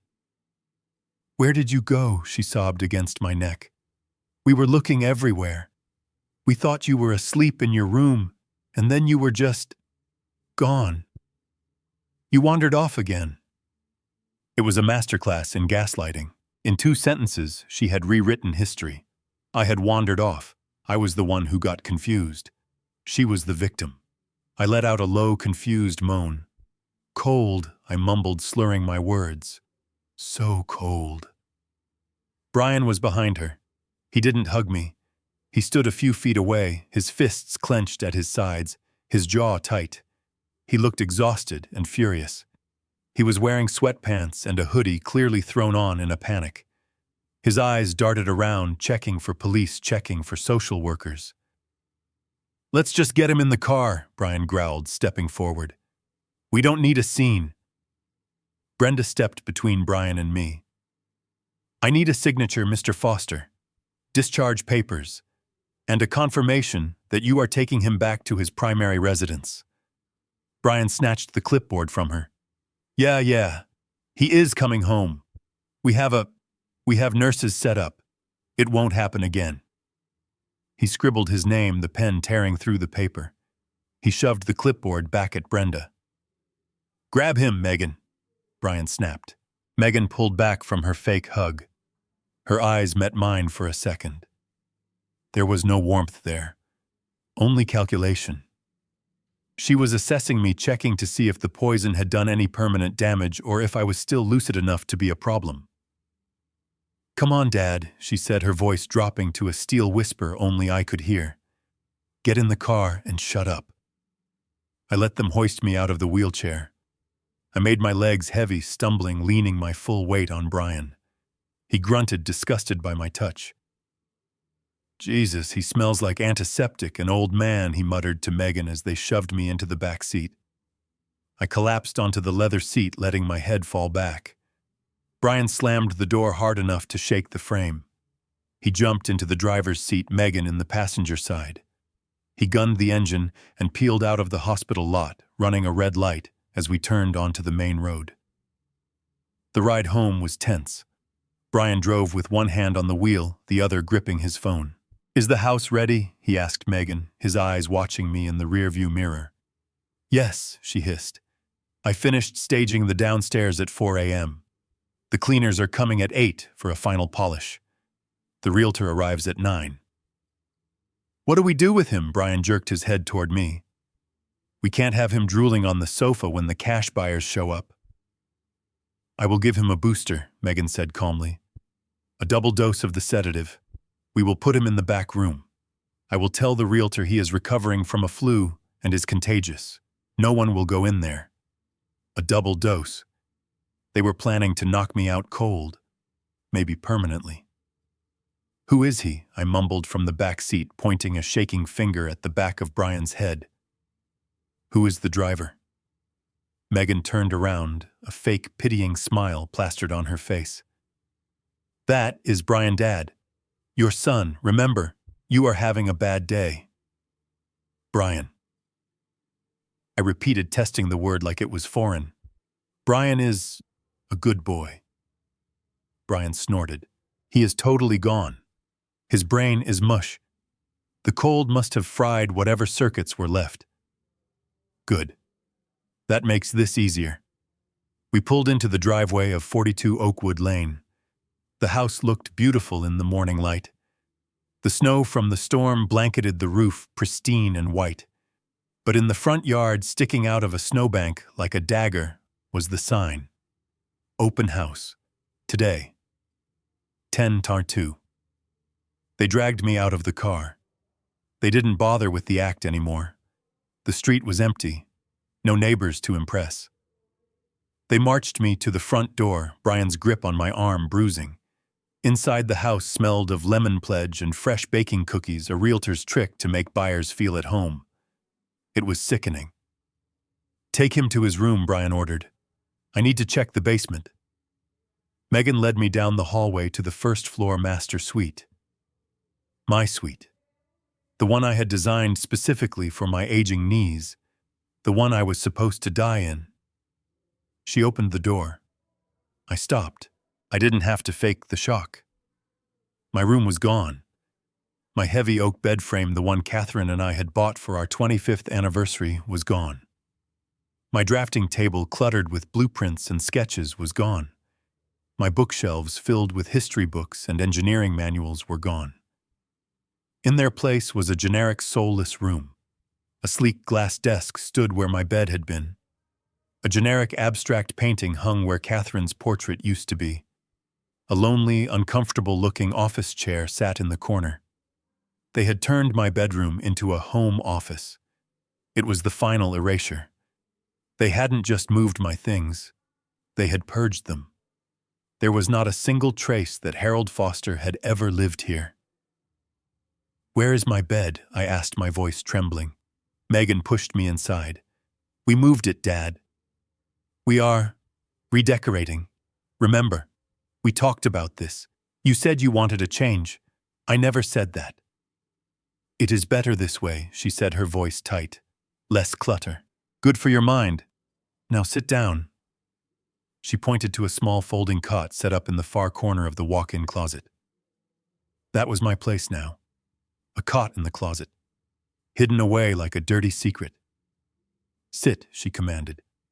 "I am going to get your medicine. You need to sleep, Dad. You have had a big night." I shuffled to the cot and sat down. The mattress was thin. I could feel the cold floor through it. Megan left the room, closing the door, but not locking it. She didn't need to lock it. Where would a senile old man go? As soon as her footsteps faded down the hall, I reached into the inside pocket of my suit jacket. My fingers closed around the cold metal of the digital voice recorder Sarah had given me. I pulled it out. The red light blinked once. Recording. I slid it under the pillow of the cot, positioning it so the microphone faced the door. Then I waited. I heard them in the kitchen. The clinking of glass. The sound of a pill bottle rattling. "Make sure it is enough," Brian's voice drifted down the hall. "I do not want him waking up in the middle of a tour." "Don't worry," Megan replied. "I am crushing 3 of them into the milk. He will be out for 12 hours. Minimum. And if his heart gives out, well, he is 70. It happens." I gripped the edge of the cot. My knuckles turned white. They were discussing my murder while making coffee. The door handle turned. I quickly lay back, curling into a fetal position, my eyes half closed. Megan walked in. She was holding a steaming mug of milk. The same mug she used every night. "Here, Dad," she said, her voice sickly sweet. "Drink this. It will warm you up. It is your special milk." I sat up slowly, my hands shaking violently. I reached for the mug. "Thank you, Megan," I whispered. "You are such a good girl." She smiled. It was the smile of a shark. "Just drink it all, Dad. Every drop." I brought the mug to my lips. The smell was familiar. Warm milk, nutmeg, and the faint, bitter chemical undertone of death. I pretended to take a sip, but I kept my lips tight. I made a swallowing sound. "Good," she said. "Now finish it." "I will wait. I need to use the bathroom first," I said, looking at the ensuite bathroom door. "My stomach." She sighed, annoyed. "Fine. But take the mug with you. And be quick. The cleaners are coming." I shuffled into the bathroom and closed the door. I locked it. I poured the milk into the sink. The white liquid swirled down the drain, carrying the poison away. I ran the tap for a second, to rinse the residue. Then I splashed water on my face, rubbing my eyes to make them look red and heavy. I unlocked the door and stepped out, holding the empty mug. All gone, I said, handing it to her. She looked inside the mug. Empty. She smiled a genuine look of relief and triumph. Good boy, she said, patting my cheek. Now lie down. Go to sleep. I lay back on the cot. I let my eyelids flutter. I let my breathing slow down, become heavy and rhythmic. Megan watched me for a full minute.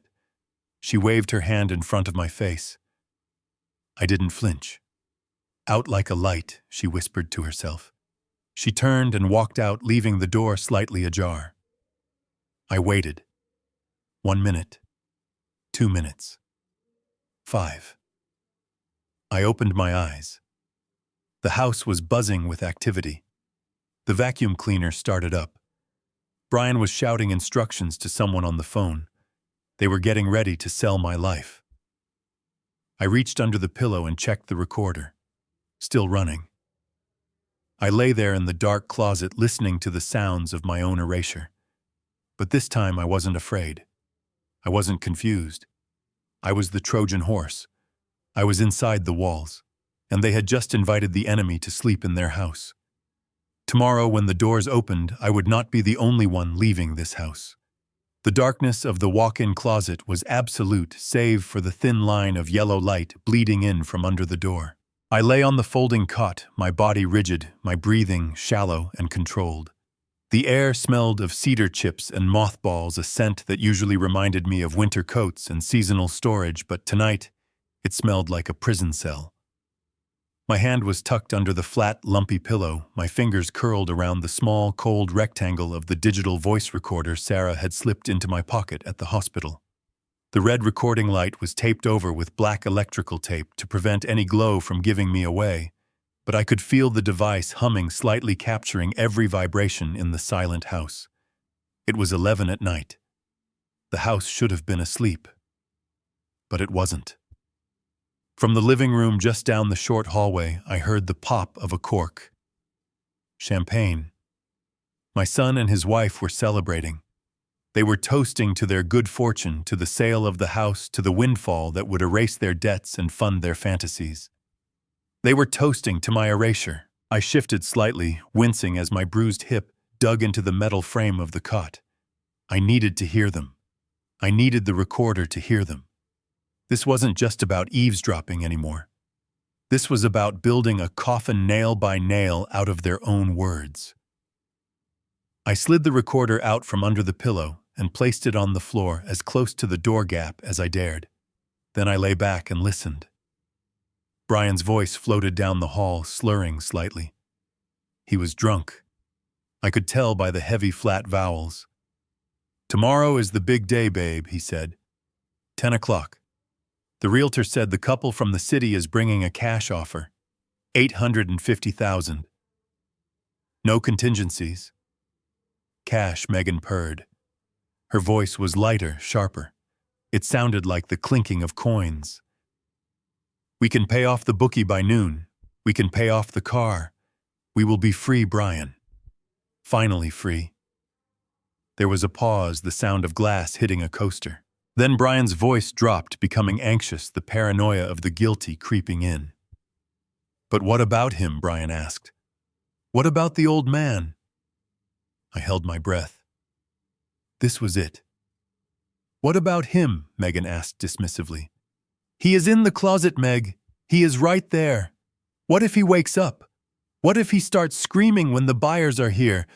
What if he wanders out into the living room in his pajamas, drooling and talking about his dead wife? It will kill the sale. Nobody wants a house that comes with a senile squatter." "He won't wake up," Megan said. Her voice was calm, terrifyingly clinical. It was the voice of a nurse who knew exactly how much medication it took to stop a heart. "How do you know?" Brian pressed. "Because I am going to give him a booster tonight," she said. "A heavy one." I ground up 4 of the blue pills and mixed them with the arsenic solution. "Jesus," Brian whispered. 4 pills. That could stop his heart. He is 70. Megan laughed. It was a soft, cold sound. So what if it does, Brian? Think about it. If he wakes up tomorrow, he is a problem we have to hide. If he doesn't wake up, well, then he is a tragedy. A tragic natural passing in his sleep. I felt a chill that had nothing to do with the drafty closet. They weren't just hoping I would disappear. They were actively discussing the benefits of my death. And if he dies? Megan continued, her voice taking on a dreamy quality. The house sale goes through as an estate sale. It might take a month longer, sure. But we get the house money, and we get the policy. The insurance, Brian said. The insurance, Megan confirmed. $1 million, Brian. Double indemnity for accidental death, though a heart attack in sleep is standard payout. $1 million plus the house. That is nearly $2 million. We could go to Europe. We could buy that villa in Tuscany you always talk about. We could buy a Ferrari. We wouldn't just be debt-free. We would be rich. Rich. The word hung in the air, heavy with greed. I lay there, my heart pounding a slow, heavy rhythm against my ribs. They were selling my life for a villa in Tuscany. They were trading my 40 years of hard work for a sports car. Do it, Brian said. His voice was no longer anxious. It was resolved. Go give it to him. Make sure he drinks it all. I scrambled to grab the recorder, shoving it back under the pillow. I rolled onto my side, facing the wall, pulling the thin blanket up to my chin. I forced my breathing to become deep and ragged, the breathing of an old, sick man. Footsteps approached the door. Soft, padded footsteps. Megan. The door creaked open. A wedge of light sliced across the room, illuminating the dust motes dancing in the air. Dad, she whispered. I didn't move. I let out a soft snore. Dad, wake up. It is time for your milk. She touched my shoulder. Her hand was cold. I groaned, shifting sluggishly, blinking my eyes open as if waking from a deep slumber. I looked at her. She was backlit by the hallway light, a silhouette of a woman holding a steaming mug. To anyone else, she looked like an angel of mercy. To me, she looked like the Grim Reaper. Megan. I mumbled, slurring my words intentionally. Is it morning? Not yet, Harry, she said, her voice dripping with fake sweetness. It is late. You need your medicine to sleep through the night. You have a big day tomorrow. She knelt beside the cot. The smell of the warm milk hit me. Nutmeg and almond. And underneath it, the faint metallic tang of the poison. Here, she said, pressing the mug into my trembling hands. Drink up. It will make you feel better. I sat up, leaning back against the wall. I held the mug with both hands, letting it shake, letting a few drops spill onto the blanket. I am not thirsty, Megan, I whined, playing the part of the petulant child. Drink it, she commanded, her voice hardening for a split second before softening again. Please, Dad. For me. You want to be strong for Brian, don't you? For Brian, I repeated. Yes, for my boy. I brought the mug to my lips. I tilted it. I let the warm liquid touch my tongue, keeping my throat closed tight. I puffed out my cheeks as if swallowing. Then I stopped. I pulled the mug away, coughing violently. Hot, I gasped. Too hot. Megan sighed, an impatient sound. It is not that hot. Here, let me blow on it. She reached for the mug. As she leaned forward, I jerked my hand accidentally, knocking her arm. Oh, clumsy me, I muttered. She recoiled, checking her expensive sweater for stains. While her eyes were on her clothes, I tipped the mug. Right next to the cot in the corner of the closet was a large potted fern. It was one of Catherine's old plants, one of the few things Megan hadn't thrown out yet, probably because it was too heavy to move. I poured the milk into the dark soil. It soaked in, instantly disappearing into the earth. By the time Megan looked back up, the mug was empty. I wiped my mouth with the back of my hand, smacking my lips. All gone, I said, handing her the empty ceramic cup. She peered into the mug, checking the bottom. Satisfied, she stood up. "Good boy," she said. "That was a big dose. You're going to sleep very well tonight, Harry. Very well." She patted my head, a gesture so condescending, it made my skin crawl. "Sweet dreams, Dad," she whispered. She walked out, taking the mug, the evidence, with her. She closed the door, and this time I heard the distinct click of the lock from the outside. They were locking me in, ensuring the corpse would be found in the right place. I lay back in the darkness. The plant next to me would be dead by morning, its roots burned by the arsenic, but I would be alive. I heard them laughing in the living room again. "He drank it all," Megan said, her voice triumphant. "He is done, Brian. By 10 a.m., he will be a memory." "To the villa in Tuscany," Brian toasted. "To us," Megan replied. The house settled into a quiet hum, but the conversation in the living room shifted from logistics to something far more personal, something that made my blood run colder than the blizzard outside. "We need to clear out the attic before the closing," Megan said, her voice muffled but distinct through the thin drywall. "What about all those boxes of his wife's stuff? The old clothes, the photo albums, that dusty old sewing machine?" "Trash it," Brian replied instantly without a moment's hesitation. "Just call a junk removal service. We don't have time to sort through 40 years of sentimental garbage. If it doesn't have a resale value, it goes in the dumpster." Garbage. He was talking about Catherine's life. He was talking about the hand-stitched quilts she made for him when he was sick with the flu in 4th grade. He was talking about the photo albums she had meticulously curated, labeling every birthday and every Christmas with her elegant handwriting. To him, the history of our family was just an obstacle between him and a payday. I squeezed my eyes shut, a single hot tear leaking out and tracking into my beard. I remembered the day Catherine and I bought this land. We had stood in the mud, holding hands, imagining the walls that would rise around us. She had said, "Harry, we are planting roots here. This isn't just wood and stone. It is a promise." Listening to them plan to bulldoze her memory gave me a strength I didn't know I possessed.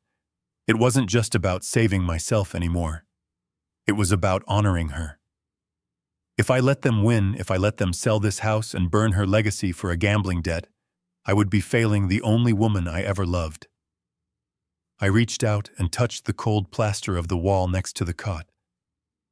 "I am sorry, Kathy," I whispered into the darkness, my voice barely audible even to myself. "I raised a wolf, but I promise you I will not let him tear down the den." The sadness in my chest hardened into a diamond-sharp resolve.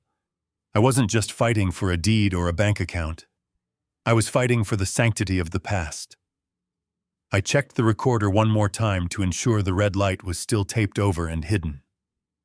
Let them talk. Let them plan. Every word they spoke was another shovel of dirt on the grave they were digging for themselves. I reached under the pillow and clicked off the recorder. I had it. I had the conspiracy. I had the intent. I had the method. I lay there for a long time, staring at the sliver of light under the door. I thought about the open house tomorrow. I thought about the cash buyers. I thought about the look on Brian's face when he realized that the memory in the closet was about to walk out and burn his entire world to ash. Sleep came eventually, but it wasn't the deep, drugged sleep they had planned for me. It was the light, alert sleep of a soldier in a trench waiting for the dawn, waiting for the battle. Tomorrow, the house on Oakwood Lane would have an open house, and I was going to be the main attraction. The morning sun sliced through the frosted window of the ensuite bathroom, illuminating the dust motes dancing in the cold air. I stood in front of the mirror, adjusting the silk tie that Sarah had smuggled in through the window at 4 a.m, along with my suit. It was a black tie, the same one I had worn to Catherine's funeral 5 years ago. It felt appropriate. Today was a funeral of sorts. I was burying my son's future. I picked up the heavy silver-headed cane Sarah had brought. I did not need it to walk, not really. My ankle was wrapped tight, and the adrenaline coursing through my veins masked the pain entirely. No, the cane was not a crutch. It was a scepter. It was a weapon. It was a gavel. Outside the bathroom door, beyond the empty closet where I had spent the night feigning sleep, the house was waking up. But it wasn't the slow, comfortable waking of a family home. It was the frantic, artificial bustle of a stage set being prepped for opening night. I heard the front door chime. It was 9:30. The realtor was here. "Hello, hello," a bright professional voice called out. It must be Linda, the agent Brian had hired. She sounded like she smiled with too many teeth. "The house looks absolutely stunning, you two. I have 3 cash buyers lined up for the first hour alone. The market is hot, and at this price point, we are going to see a bidding war." "Cash buyers," Brian's voice replied. It was smooth, charming, the voice of the successful executive he pretended to be. "That is music to our ears, Linda. We are looking for a quick close. My transfer to London came through faster than expected, and we need to be on a plane by the 1st of the month." London. I almost laughed out loud in the bathroom. The only place Brian was going was a 6x8 cell in the county lockup. But the lie was smooth practiced. He had probably told it to himself so many times in the mirror that he believed it. I heard the click of heels on the hardwood floor. Megan. She was speaking now, her voice dripping with that fake, syrupy sweetness she reserved for people she wanted something from. "We just want to find a lovely family who will appreciate the home as much as we have," she said.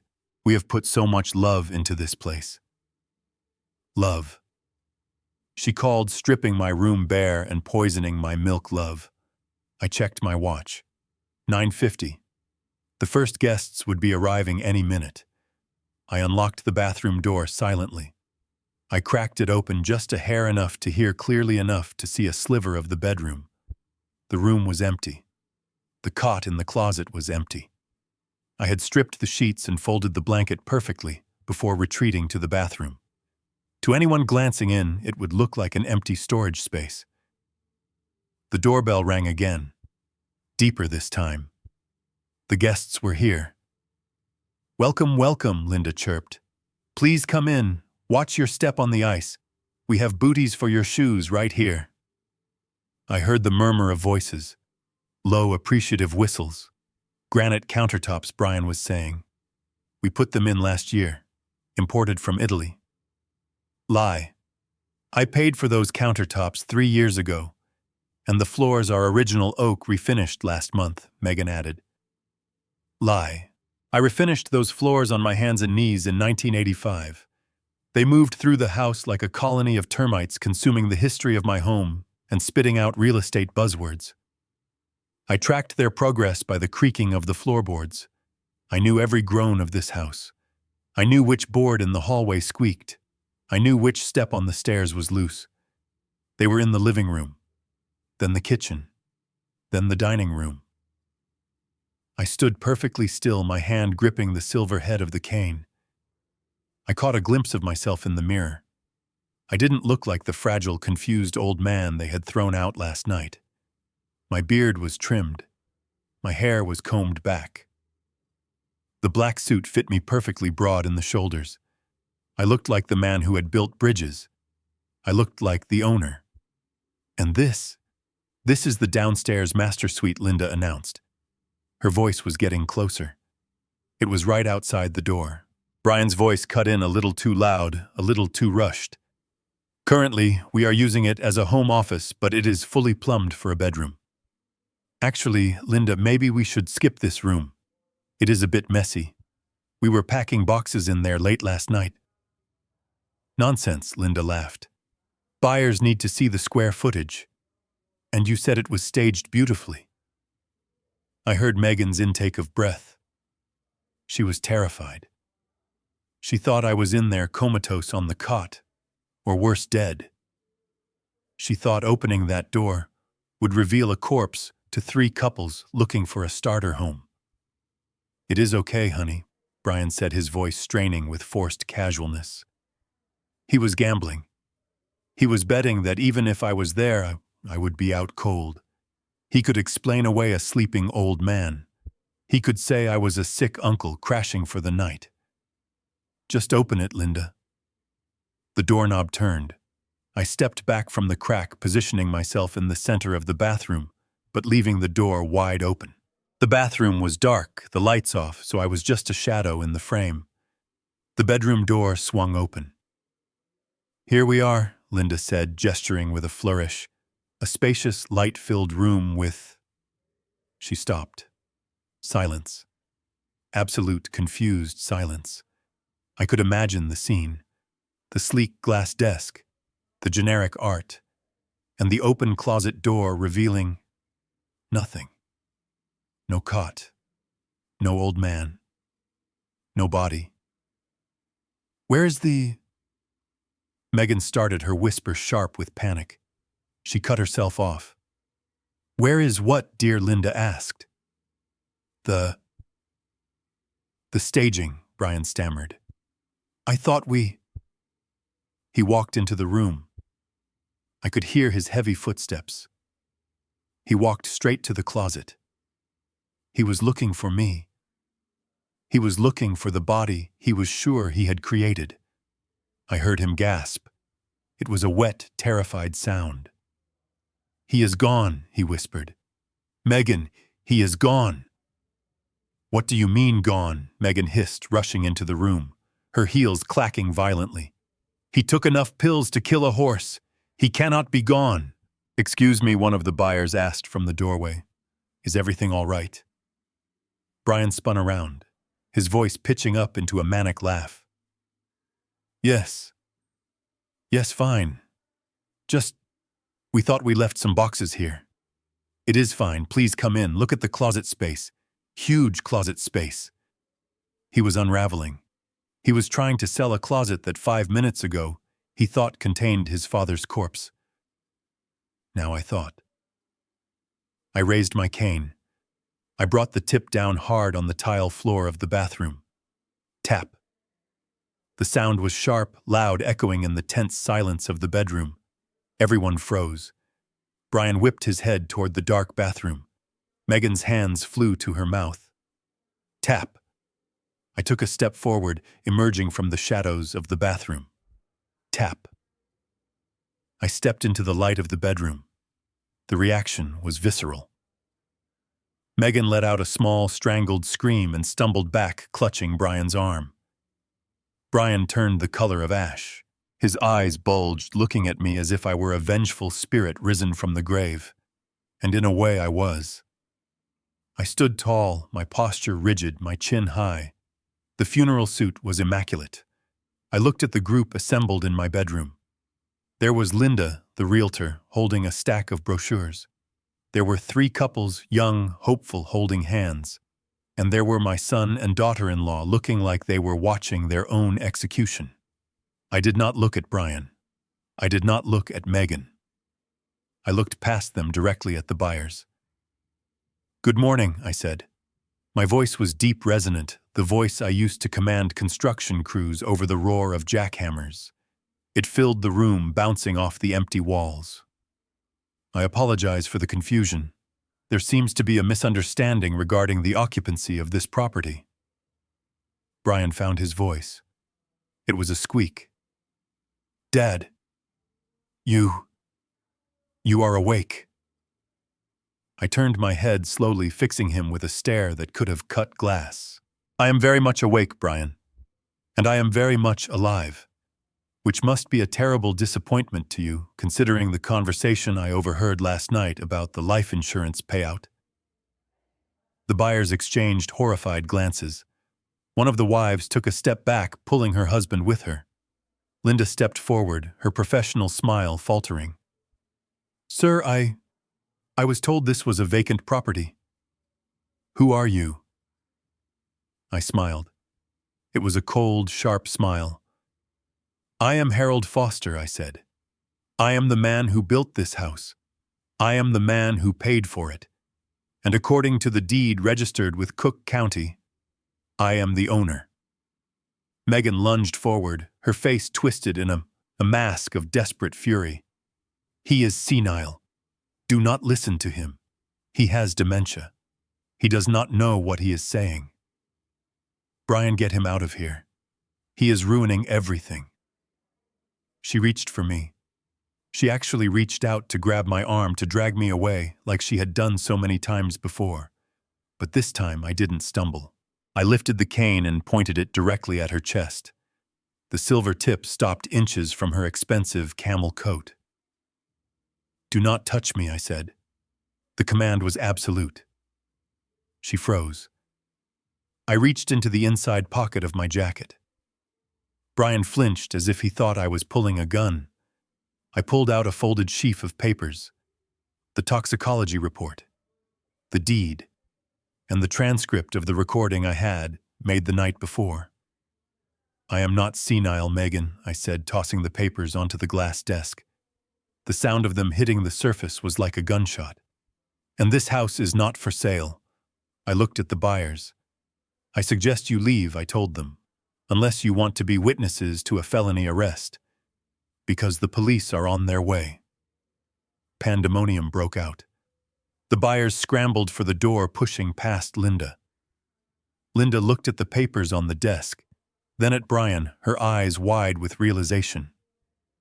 Brian sank to his knees. He didn't fall. He just crumpled, the strings of his puppet life finally cut. But Megan didn't crumble. She stared at the papers, and then she stared at me, and in her eyes I saw the final desperate calculation of a trapped animal. She wasn't done yet, and neither was I. The silence in the room was heavy, a suffocating blanket that smothered the cheerful background music Brian had playing on the smart speaker. My son stood there, his face the color of old ash, his mouth opening and closing, like a fish pulled from the water. He looked at me, then at the closet, then back at me, his brain unable to reconcile the corpse he expected with the furious living man standing before him. Dad, he finally choked out the word, sounding foreign on his tongue. Dad, how? How are you doing this? I did not answer him. He did not deserve an answer. Instead, I turned my attention to the three couples huddled near the doorway, clutching their brochures like shields. They looked terrified, caught in a family crossfire they did not understand. Linda, the realtor, looked like she was about to faint. I took a step forward, the silver tip of my cane clicking sharply on the hardwood floor. It was a sound of authority, the sound of a gavel striking a bench. Good morning, everyone, I said, my voice projecting clear and strong, filling the space that used to be my sanctuary. I apologize for the interruption to your tour. I know you were told this property is vacant. I know you were told it is ready for immediate occupancy. I paused, letting my gaze sweep over the potential buyers. However, I continued, my voice dropping an octave, becoming harder. I am Harold Foster. I built this house with my own hands in 1982. I paid for every brick, every beam, and every shingle. And despite what my son and his wife have told you, I am still the legal owner of this home. A murmur went through the group. One of the men, a young father holding his wife's hand, looked at Brian. Is this true? He asked. Is he the owner? Brian stammered, wiping sweat from his forehead. No. No, of course not. The title is in my name. I have the papers. This is just... He trailed off, unable to finish the lie while staring into my eyes. But Megan found her voice. She recovered from her shock with the speed of a striking cobra. She lunged between me and the buyers, her arms spread wide as if she were trying to herd them away from a dangerous animal. Do not listen to him, she shrieked, her voice shrill and desperate. She turned to the buyers, a frantic plastic smile plastered on her face. I am so sorry, everyone. This is my father-in-law. He is very sick. He has advanced Alzheimer's. He has severe dementia. He wanders off from his care facility and breaks in here sometimes. He thinks it is still 1982. She spun back to me, her eyes flashing with a murderous light. Dad, you are having an episode, she hissed, grabbing my arm with a grip like a vice. You need to sit down. You do not know what you are saying. You are confusing these nice people. She looked at Brian. Help me, Brian. Get him out of here. He is scaring the clients. Brian took a step forward, emboldened by her lie. Yes. Yes, that is it. He is sick. Come on, Dad. Let's get you back to bed. You are tired. You are talking nonsense. They were doing it again. Right in front of witnesses. They were trying to erase my reality to paint me as a broken, senile old man so they could discard me. But I was ready this time. I wrenched my arm free from Megan's grip with a strength that surprised her. She stumbled back, her high heels slipping on the polished floor. I am not having an episode, Megan, I boomed. And I am certainly not confused. I reached into my jacket pocket. Brian flinched, perhaps thinking I had a weapon. In a way, I did. I pulled out the folded toxicology report from Saint-Ouen, Mary's hospital. I snapped it open, the crisp paper crackling in the tense air. Dementia, I asked, holding the paper up for the buyers to see. Is that what you call it? Because Dr. Patel at the emergency room calls it poisoning. I took a step toward the buyers, holding the report out. Read it, I commanded the young man who had spoken earlier. Read the highlighted line. The man hesitated, then leaned forward. Benzodiazepines, he read aloud, his voice trembling. And arsenic. Arsenic, I repeated, turning to look at Megan. Her face had gone completely white, her makeup standing out like a mask. You told everyone I was losing my mind, I said, my voice cold and steady. You told the neighbors I was forgetting things. You told my friends I was aggressive. But all the while you were crushing pills into my milk.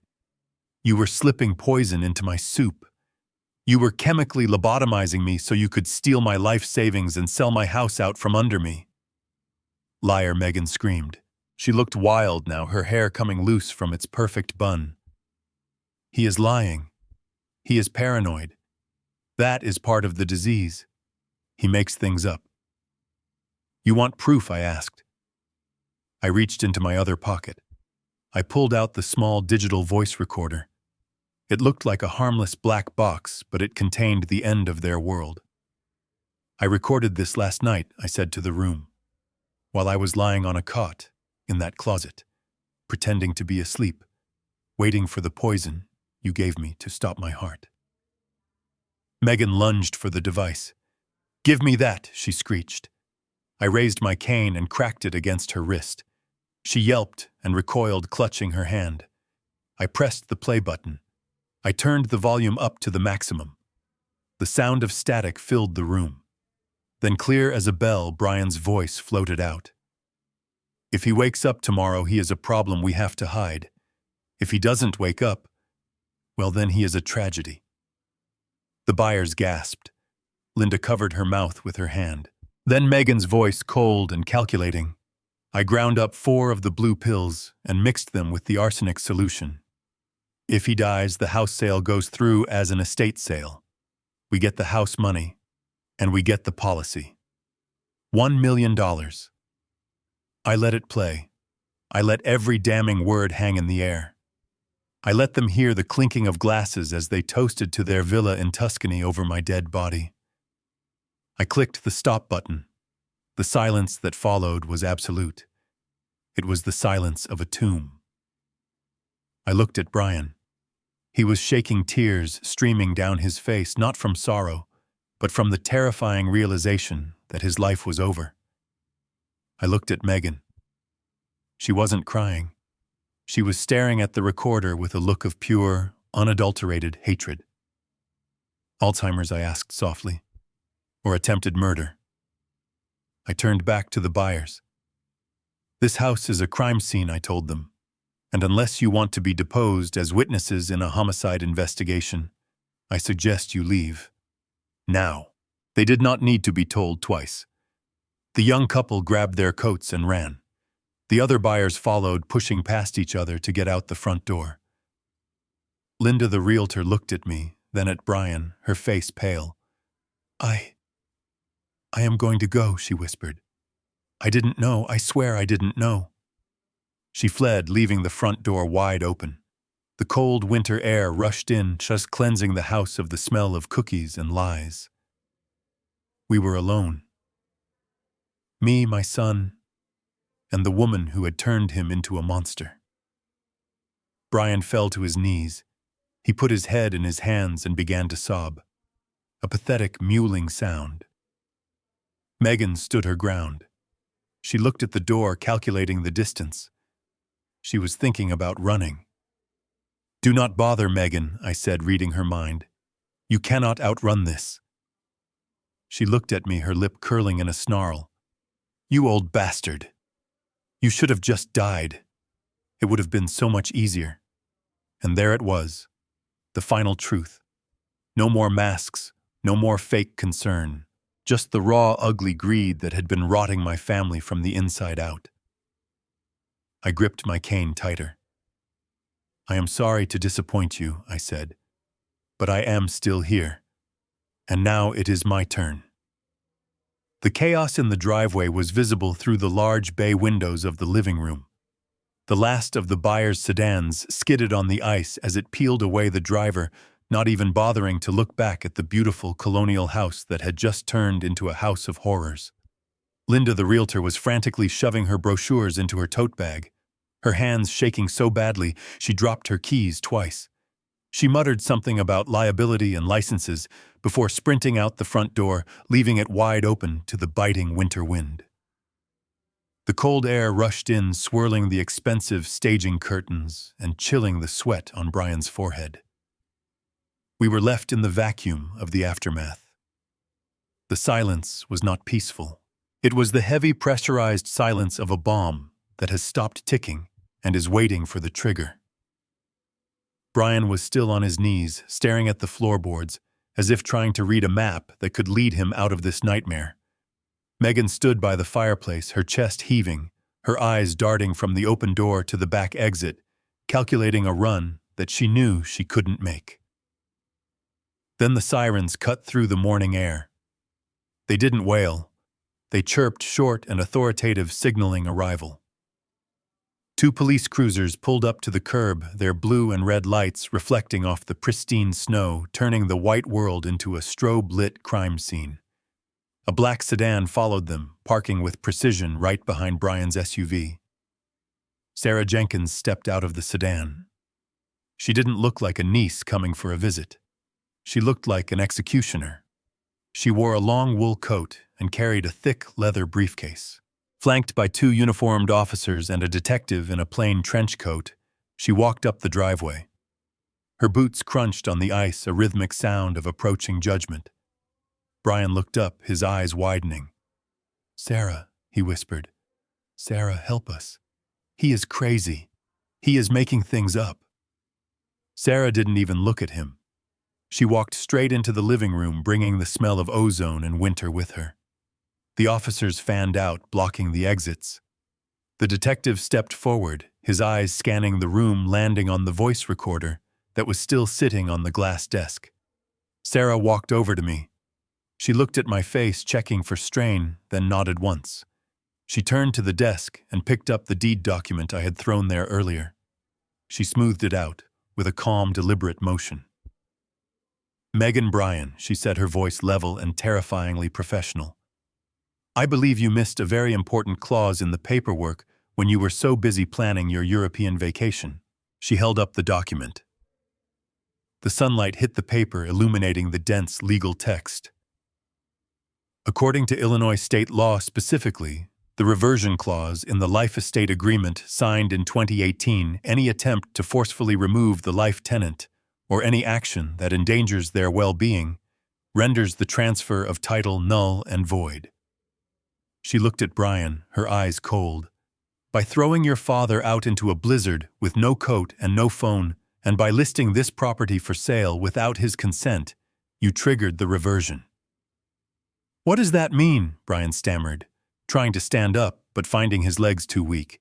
It means, Sarah said, dropping the paper back onto the desk, that as of last night at 10:42 p.m. when you locked that door, The ownership of this house automatically reverted to Harold Foster. She pointed at the walls, the ceiling, the floor. You do not own this house, Brian. You are trespassing. And considering the toxicology report and the recording, you are doing a lot worse than that. The detective stepped forward, pulling a pair of handcuffs from his belt. The metallic ratchet sound was loud in the room. Megan Foster, he said. Megan backed away, hitting the mantel of the fireplace. No. No, you can't. It is his word against mine. He is senile. He confused the pills. He did it to himself. We have the recording, ma'am, the detective said, his voice bored, unimpressed. And we have the blood work from St. Mary's. You are under arrest for attempted aggravated battery, elder abuse, and conspiracy to commit murder. He reached for her arm. Megan screamed. It wasn't a word, just a raw sound of fury and denial. She tried to slap his hand away, but the officer was faster. He spun her around and slammed her against the wall, not gently. You have the right to remain silent, he recited, clicking the cuffs onto her wrists. It was his idea, Megan shrieked, twisting her head to look at Brian. He wanted the money. He has gambling debts. He made me do it. He said the old man was useless. Brian watched her, his mouth hanging open in betrayal. You said we needed the villa. You mixed the milk. The second officer moved toward Brian. Brian Foster, you are under arrest for financial fraud, conspiracy, and endangerment of a vulnerable adult. Turn around and place your hands behind your back. Brian didn't turn around. He collapsed. He dropped to his knees again, hitting the floor hard. He looked at the officer, then at Sarah, and finally his gaze crawled up to meet mine. He didn't look like a man anymore. He looked like a terrified child who had broken a window and was waiting for the punishment. Tears streamed down his face, mixing with the snot running from his nose. Dad, he wailed. It was a pathetic, high-pitched sound. Dad, please. You can't let them take me. I stood there leaning on my cane, watching the boy I had raised, the boy I had taught to fish, the boy I had carried on my shoulders. I looked for any spark of the son I loved, but all I saw was a stranger who had valued my death at $1 million. I am your son, Ryan sobbed, crawling toward me on his knees. He reached out and grabbed the leg of my trousers, burying his face in the fabric. I am your little boy. Please, Dad. Tell them it was a mistake. Tell them I didn't mean it. She X-rayed me. She X-rayed my mind. She made me do it. I was weak, Dad. You know I am weak. I looked down at him. I felt the weight of his head against my leg. For a second, a fleeting heartbeat, I felt the old instinct. The instinct to protect, to fix, to pay the debt, and hush the scandal, and save him from the consequences of his own actions. But then I remembered the cold. I remembered the wind cutting through my thin sweater. I remembered the taste of the bitter milk. I remembered him asking, "Is he dead yet?" I reached down. Brian's sobbing hitched, thinking. I was going to stroke his hair, thinking I was going to save him. I took his hands and peeled them off my leg. My grip was iron. I pushed him away firmly, creating a distance that could never be bridged again. I stepped back. You are not my son, I said, my voice void of any emotion. Not anymore. My son died last night in the storm. You are just a man who broke into my house. Brian stared at me, his eyes wide, realizing for the first time that the bank of fatherly forgiveness was closed. The vault was empty. Get him out of my house, I said to the officer. The officer hauled Brian to his feet. Brian hung limp, sobbing uncontrollably as they dragged him toward the door. Megan was already outside, being shoved into the back of a cruiser, still screaming curses at the world. Sarah stood beside me, watching them go. She didn't say anything. She just reached out and took my hand, squeezing it tight. The house was quiet again, but it wasn't empty. It was filled with the clean, cold air of winter, and for the first time in 6 months, it was filled with the truth. I looked around the room at the staged furniture, at the fake art. It didn't feel like home anymore. It felt like a battlefield where I had won the war but lost everything that mattered. But I was alive, and as I watched the police cars pull away, their lights fading into the distance, I knew that was enough. The flashing blue and red lights of the police cruisers danced across the walls of the living room, illuminating the pathetic figure of the man who used to be my son. Brian was clinging to my leg, his expensive suit trousers stained with floor wax, and tears, his face a mask of utter ruin. He was begging, babbling about mistakes and second chances, about family and blood. I looked down at him, but I did not see the 38-year-old man kneeling on the floor. I saw the shadow of the man who had stood in the kitchen doorway 3 nights ago. I saw the sneer on his face as he threw his father into a blizzard. I heard the lock click shut. I heard the laughter on the phone line when he asked the nurse if I was dead yet. That man, the one who could toast to my demise with champagne, was the real Brian. This weeping creature at my feet was just a coward who had been caught. The silence in my heart was absolute. The fatherly instinct to protect, to forgive, to fix everything was gone. It had frozen to death out there on the highway, somewhere between my house and the gas station. I reached down and grabbed Brian's wrists. My hands, strengthened by 40 years of construction work, were still strong. I peeled his fingers off my pant leg one by one. He tried to hold on his grip, desperate, but I was relentless. I pushed him back, creating a physical distance that mirrored the emotional chasm between us. He looked up at me, his eyes wide and wet, searching for a flicker of the dad who used to coach his little league team. "I do not have a son," I said, my voice flat and devoid of any warmth. It was not a shout. It was a statement of fact, like stating the load limit of a steel beam. My son died the moment he decided my life was worth less than a kitchen renovation. Brian flinched as if I had slapped him. "Dad, please," he whispered. "You are not my family." I continued standing tall, my cane resting firmly on the floor. "You are just a stranger who broke into my home. You are a trespasser, and you have overstayed your welcome." I looked at the police officer standing uncomfortably by the door. "Officer," I said, "please remove this man from my property." The officer stepped forward, grabbing Brian by the arm. "Come on, son, let's go. Don't make it harder than it is." Brian let out a wail that echoed through the empty staged house.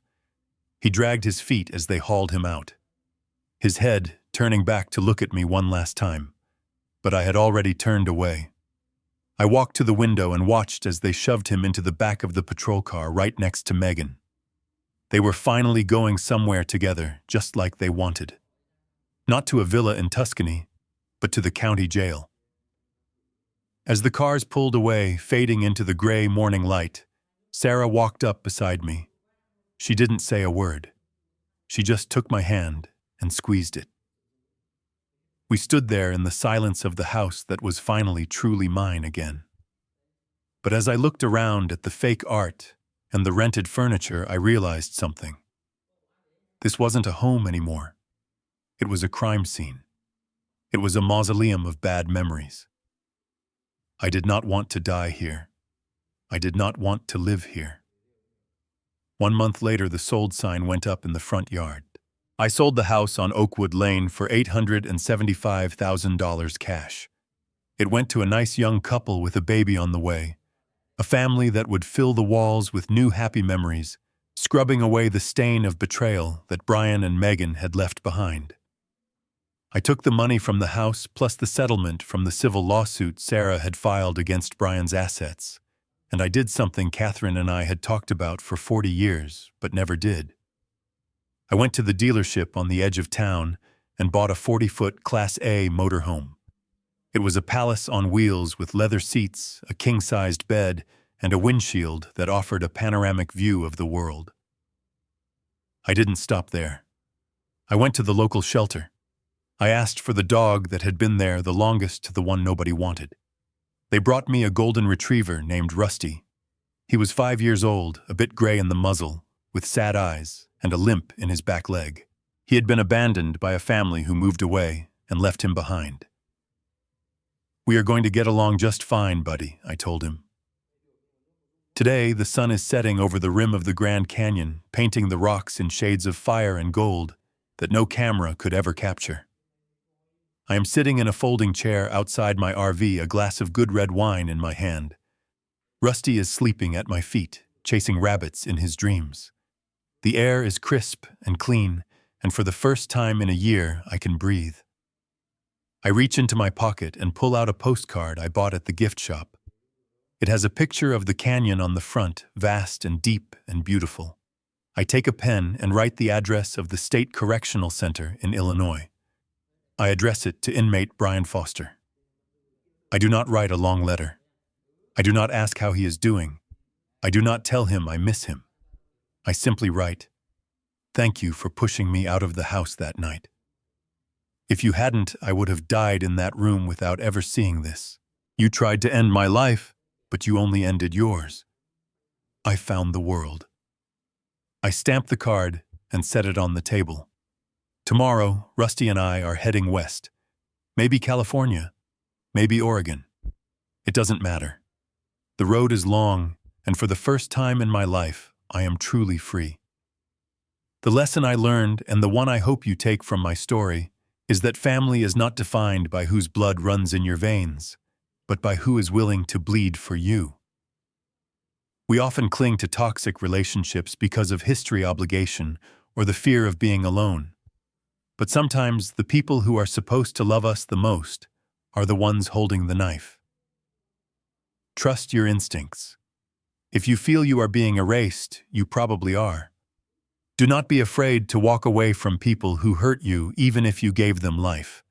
Protecting your peace, your dignity, and your safety is not selfish. It is necessary. It is never too late to restart your life, even at 70. Sometimes you have to lose everything you thought you needed to find everything you actually wanted. If this story touched you, please hit that like button and subscribe to the channel. It helps more than you know. And tell me in the comments, have you ever had to cut ties with a family member to save yourself? I read every single comment. Until next time, keep your eyes on the road and your heart open to the truth.